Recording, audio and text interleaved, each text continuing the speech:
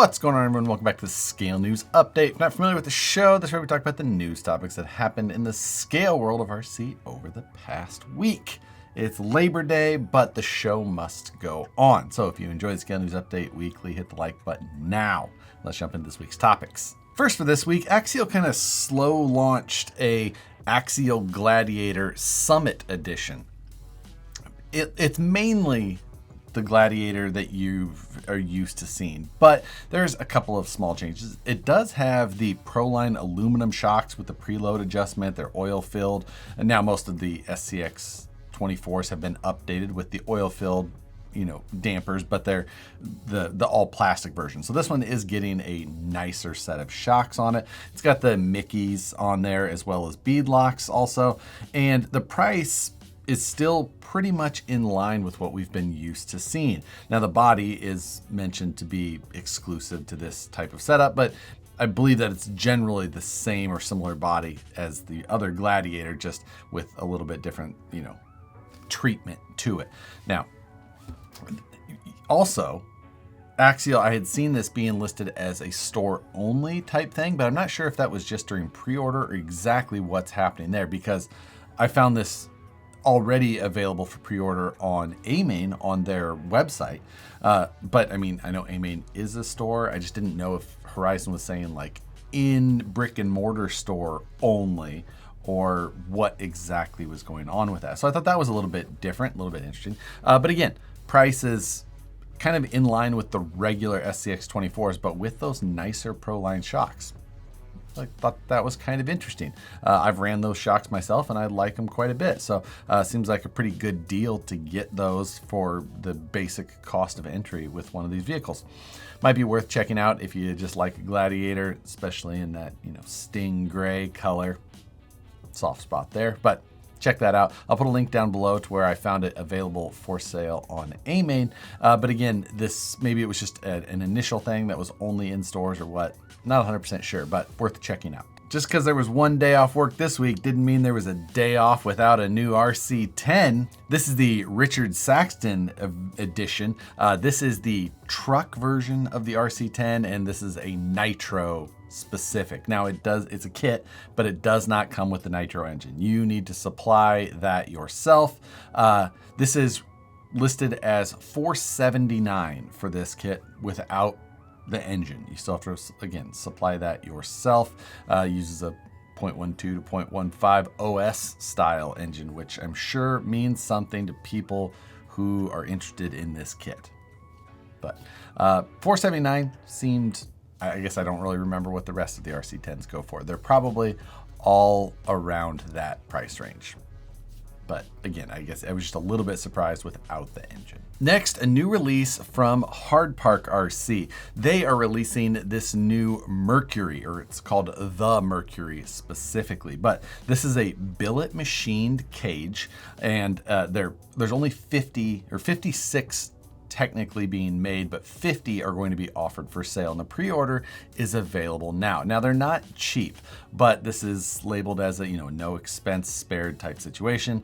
Hardpark has some super cool axles and all kinds of different parts, including chassis, and they just have taken that and went from a printed version of a chassis to a fully machined of a very similar design.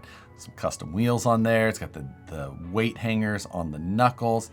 Overall, just a over-the-top, wildly cool SCX 24. You can't even really call it SCX 24. I don't know what you want to call it. It's pretty custom, pretty unique to Hardpark, although it does share some of the parts from the other ecosystems. Either way, super cool. $699 is what the value of this is going to be. And again, 50 are going to be made available, and pre-orders are open now. A lot of the Hardpark pre-order stuff sells pretty quickly, so at the time of this filming, I'm looking at the website and it says they're available. I'm not really sure how long something like this may take, being a very specialty, very niche type offering. But if you want to go drool at more pictures, he's got a bunch listed on the website. I'll put a link down in the description below, and there'll be links to everything that we talk about this week down there as well. And if you're interested in helping support the Scale News and the channel a little bit extra, channel membership is a great way to do it. You get some extra videos, behind the scenes stuff. You get videos early, like the Scale News Update the night before, as well as Afternoons Delight, which is an extension of this show where we kind of go back over some of the fun stories and then kind of just go over, state of everything that's going on. So if you're interested in any of that information, follow the link down there as well. Thanks to everybody who watches any of the videos, and thanks specifically to the members who help support. Come check out Livestream Takeover with Matt and I, 6 p.m. Pacific, 9 p.m. Eastern every Wednesday. Little bit of everything, some RC. Just enough, barely enough. About halfway through the 6th year without ever missing a Wednesday. And if you work for an RC company and like to see any of your products on the Scale News Update, shoot me an email to news@harleydesigns.com. Include a photo and a description and a link to where it can be found on your website, or when it will be found on your website. But love to take a look at that, see if we can get it included here in the Scale News. Last week, Proline released a new Pro Comp scalar shock. These are a 97 millimeter setup here, and these are an internal sprung style shock, and they come with 4 different springs, 2 longer versions and 2 shorter versions. And again, these are meant to go inside of the shock body itself. They're made to look like a full-size air shock in general. That's commonly used on full-size moon buggies and trail buggies of different types. This style of shock isn't new, but it is new to Proline. They've definitely never released anything along these lines, especially for our side of the market. So it is interesting to see that. They are up there in price, around $65 a pair, but they are a machined body. They've got, some decent detail to them. And again, they do come with a couple of different spring rates. Proline has used Pro Spec in their naming before, but I don't believe that they've ever used Pro Comp. So kind of a new area for them to focus on. Interesting to see if they start using that on anything else, or if I missed it and they have used it on anything else in the past. Also new from Proline this week, they have this Class 1 VW bug conversion kit for the Arrma TYPHON GROM, the little platform. But this is a body as well as a set of wheels and tires to take that whole TYPHON and convert it over to this kind of cool looking Class 1 VW bug set. Again, I don't know if Proline has done this in the past where they've sold more than just a body, or this is the body, wheels, tires, everything in one package to sell this look, as it needs this, a different style tire than the TYPHON comes with, out of the box. So looks good. 2 different color options that you can get this thing in.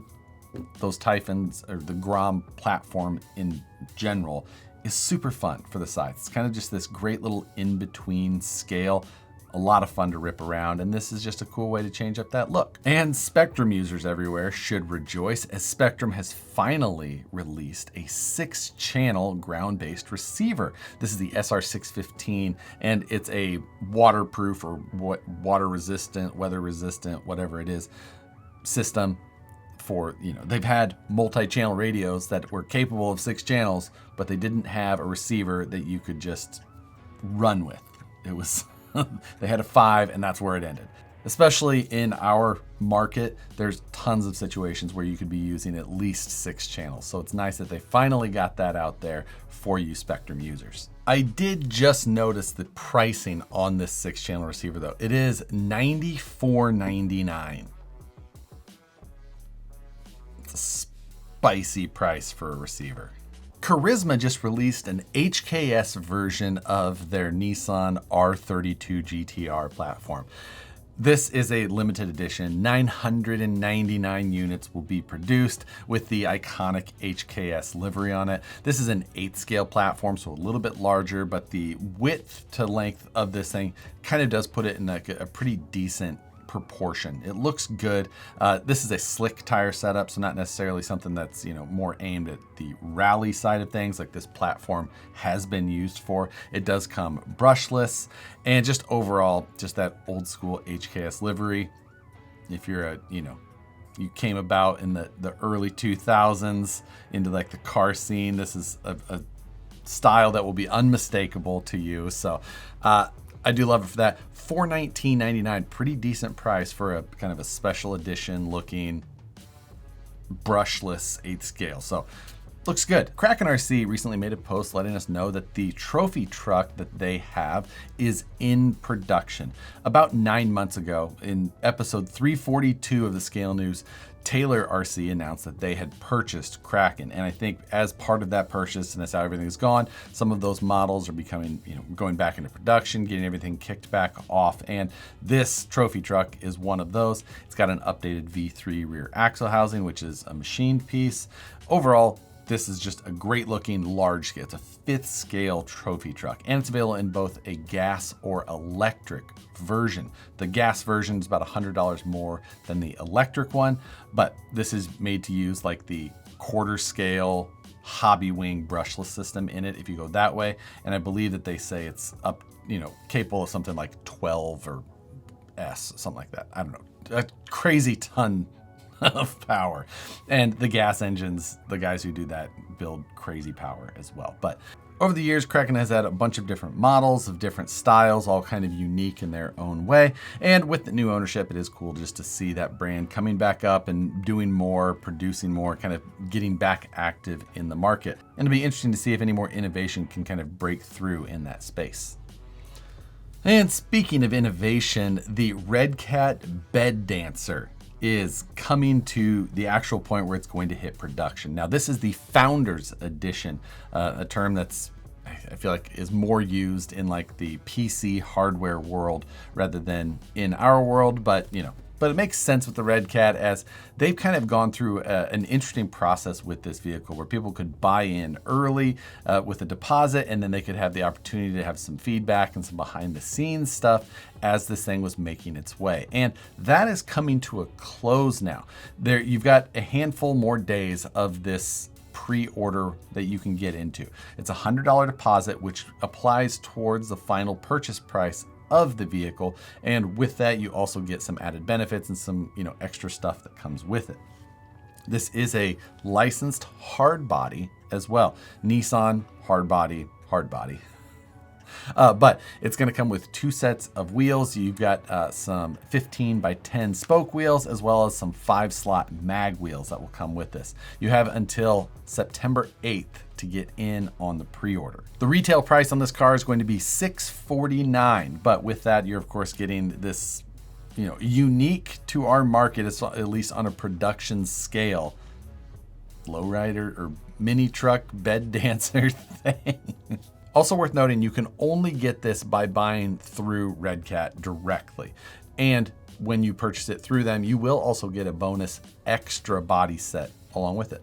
Last week, we talked about Arrma's teaser, and I don't think that many people got it right. What the actual release was an ARTR version of the Limitless platform, which previously had only been available in a roller. That was the only way that the Limitless was sold. So this one now is a 120 mile an hour capable RTR, which is no slouch.